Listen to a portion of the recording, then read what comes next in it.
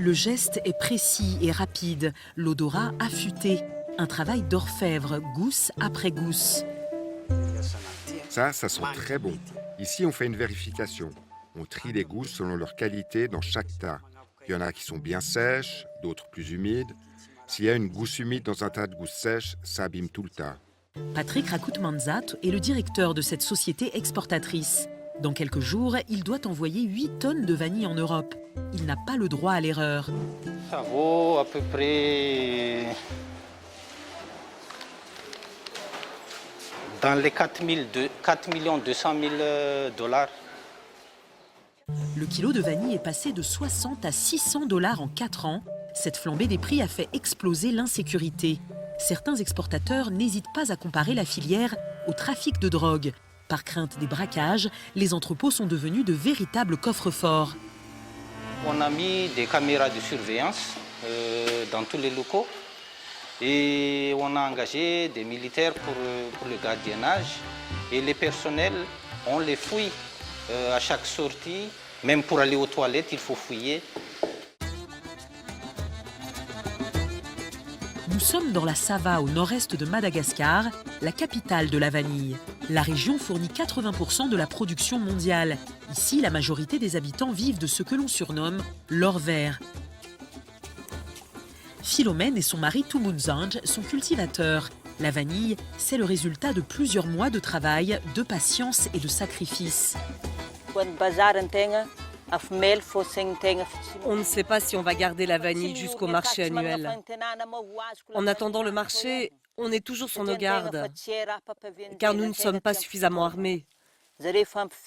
Mais on doit rester là, protéger la vanille à la vie, à la mort. Cette petite cabane sert de poste de surveillance pendant la journée. Si quelqu'un circule dans le champ de vanille la journée, je peux le voir d'ici. Sinon, quelqu'un placé à un autre poste le verra. Il me téléphonera pour me dire « Hé, il y a quelqu'un dans ton champ, réveille-toi ». La nuit, pas question de fermer l'œil, car c'est à ce moment que les voleurs opèrent. Le plus pénible quand on garde la vanille, c'est le mauvais temps. Il fait vraiment froid. Et toi, tu restes dehors dans le champ, immobile, pour qu'on ne te voie pas. Le couple est prêt à tout pour protéger son précieux gagne-pain. On ne dort ni le jour ni la nuit. Le voleur arrive tranquille, il vole notre vanille. C'est pour ça que si on l'attrape, on le tue.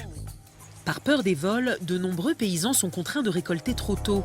Mais qui dit vanille immature, dit baisse de la qualité et de revenus pour les paysans. L'ONG suisse Helvetas aide 600 familles à s'assurer un revenu correct en adoptant des techniques respectueuses de l'environnement. Faire de la vanille certifiée, c'est la garantie d'un bon revenu et un moyen de lutter contre la déforestation, un fléau à Madagascar. Les producteurs vont pouvoir financer des patrouilles pour surveiller la plantation et ils vont pouvoir également s'acheter des graines pour pouvoir reboiser. Donc au lieu de détruire la forêt, ils la protègent.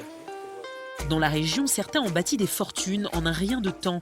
On les appelle les milliardaires de la vanille. Ces commissionnaires se sont enrichis en spéculant. Tony est l'un d'entre eux. Cette maison fait 2 étages. Il y a 12 chambres. Et elle coûte 2 milliards d'ariari. J'ai travaillé pendant 5 ans dans la vanille pour gagner ces 2 milliards afin de construire la maison. Alors que le salaire minimum légal d'un malgache est de 42 francs suisses, Tony a gagné près de 2300 francs suisses par mois l'an dernier grâce à la vanille. Quand le marché de la vanille commence au mois de juin, j'achète de la vanille verte, je la stocke et je ne la vends pas avant le mois de novembre. Comme ça, on peut faire un grand bénéfice. Par exemple, si tu as acheté la vanille verte à 1,5 milliard d'ariari, tu peux peut-être gagner 2 fois plus.